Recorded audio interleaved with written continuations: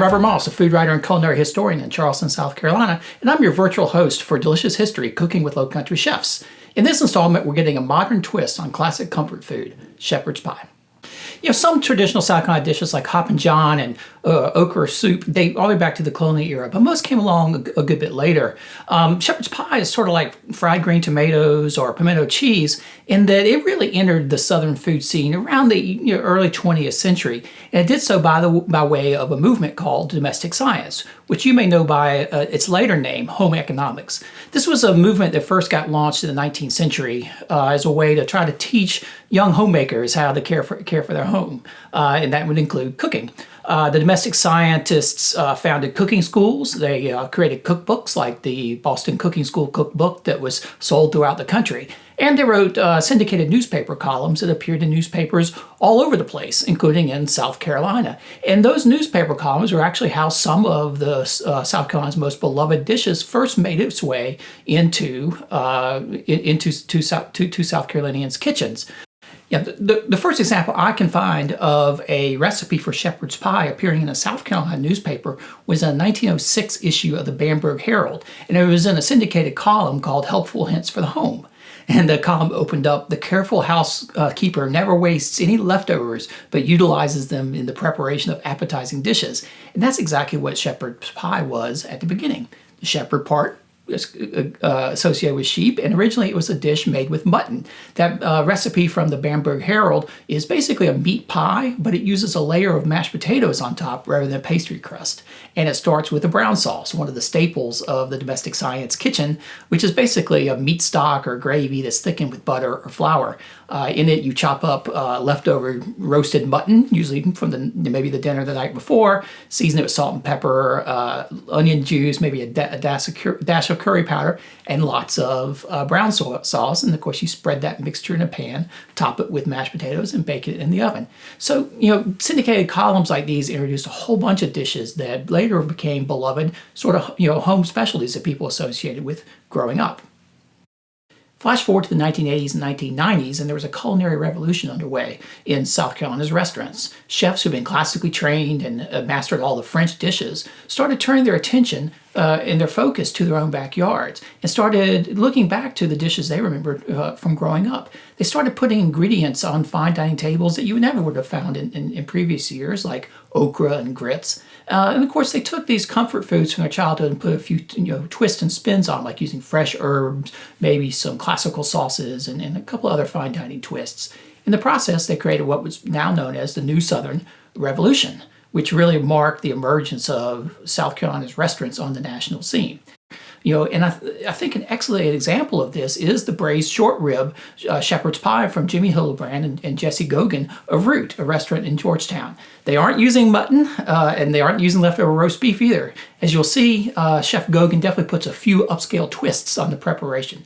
So here's Root's Braised Shortrib shepherd's pie, an excellent example of upscale Southern comfort food.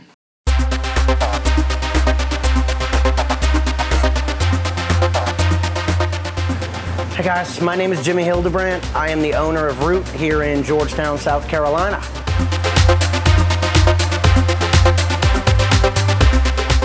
Super excited to be here. Super excited for you guys to be featuring my restaurant, Root. So pretty much we're gonna dive right into it. Right now we're gonna be giving you guys our short ribs shepherd's pie. Of course, local sourced as much as we can from greens. The beef we use, we get a lot of stuff from the butcher. Independent seafood, we use local shrimp, local fish, as much local stuff as we can do. We try to help the community as much as we can, and just community helping community. That's our biggest thing that we're trying to do at Root. More importantly, for the food aspect, I'm gonna have my executive chef, Jesse Gogan. He's gonna go over everything with you in detail, so you guys get a little bit behind the scenes look at what we do here at Root. Hey guys, how we doing today? My name is Jesse Gogan. I'm the executive chef at Root. So what we're gonna prepare for you guys today is gonna be our ginger and whiskey braised Korean style short rib. It's pretty cool. It's a very nice, cool, traditional homey meal that everybody's had before, but we have our own little twist on it for Root. We get all of our ingredients locally. We get this from a local butcher. We get all of our herbs and our vegetables local as well, so that's something pretty cool we like to do. So pretty simple, we'll get started. So the first thing we're gonna do is we're gonna add our beef stock.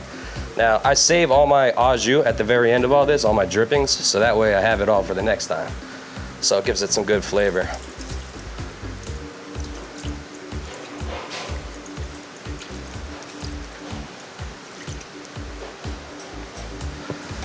Next, we're gonna add a little bit of soy.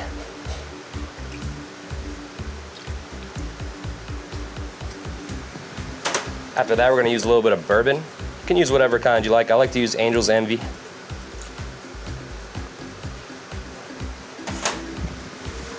Then we're gonna use a little bit of brown sugar and ginger simple syrup.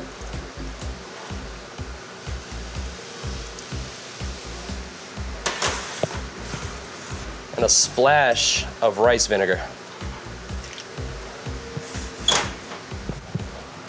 So I like to season it with a little bit of salt, a little bit of herbs Provence. Also, I have my own herbs Provence, which I like to do with fresh herbs. So we'll use like fresh rosemary, fresh thyme, fresh basil. Just gives it that really good aromatic flow.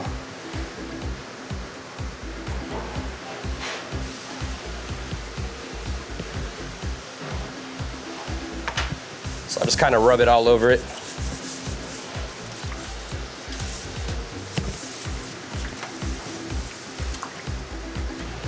I'll just kind of let it sit in that juice for a little bit and marinate. So next we're gonna start with our mirepoix. So our mirepoix is essentially just gonna be red onion, shallot, yellow onion, carrot, and celery. I also like to incorporate leeks if I have it. So we pretty much are just gonna mix that in with our stock and our whiskey.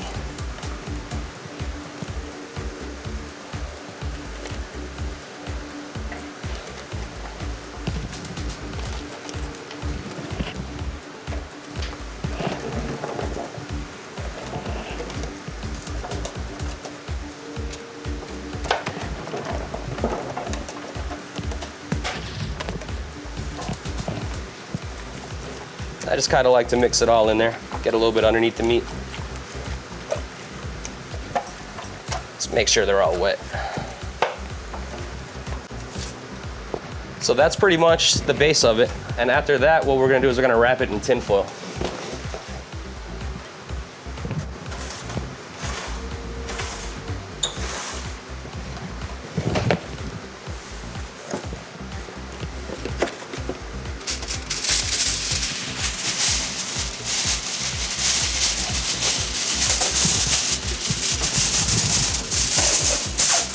One little tip when you're wrapping with the tin foil, I like to leave one end open just so it's easy to pop it right off without burning your hands afterwards. Also giving it a little vent to breathe through. We'll also pop a couple little vents in there just so it can breathe. And after that, it's ready to go into the oven.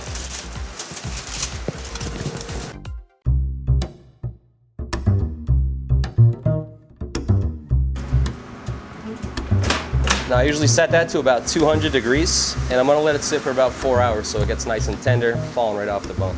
Just the way everybody likes it.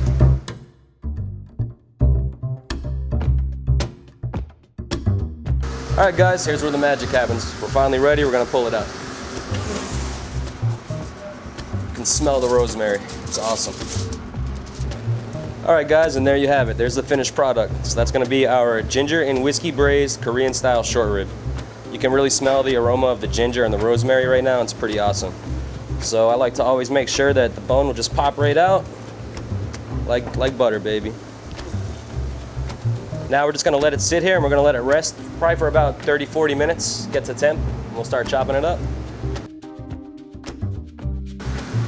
All right guys, here we go. Here's the final product. So here's the fun part, we get to cook it. So what we're gonna do is we're gonna get our pan nice and hot at like a medium-high temperature. I'm gonna squirt a little bit of oil on there. I'm gonna let it get hot. And I like to season my oil, so I'll give it a pinch of salt, a little pinch of pepper. I'm gonna add in a little bit of shallots. I'm gonna add in a little yellow onion, followed by chive, carrot,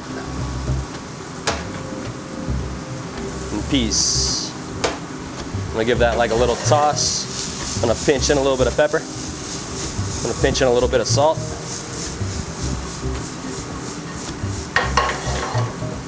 Finally, I'm gonna add in my short rib.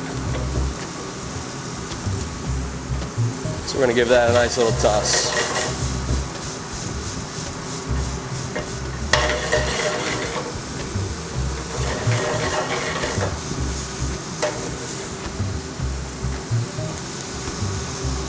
Once my pan gets nice and hot, I like to add in a little bit of red wine.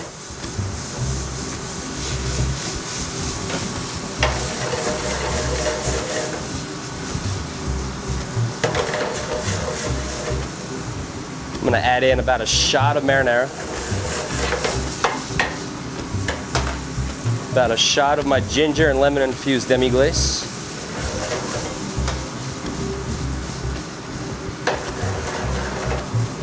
I'm gonna toss it all around, let all that wine cook into the food. Give it that nice little pop. I'm gonna sprinkle in a little bit of herbs de Provence.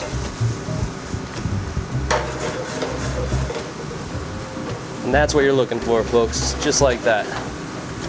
So now I'm gonna add in my mashed potato. Just gonna go ahead, I'm just gonna paintbrush it on there, kind of cover the whole thing. Now I'm gonna cut my heat, I'm gonna wiggle it around, and I'm gonna add on a little bit of Parmesan cheese. It's gonna give those potatoes like a nice little crust. I'm gonna sprinkle a little bit of paprika, and that's it, she's ready to go into the oven. All right guys, now we're gonna pull it out of the oven. Here's that nice golden color we were looking for.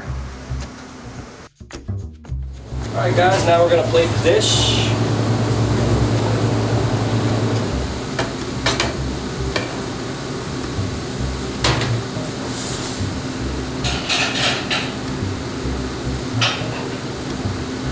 Gonna give it a quick little wipe. Sprinkle a little bit of paprika around the rim of the plate, just for garnish. Now I'm gonna add a little bit of micro beets, which I get from Raising Greens, microgreens. And I'm gonna throw a nice little sprig of some toasted rosemary on there. And there you have it.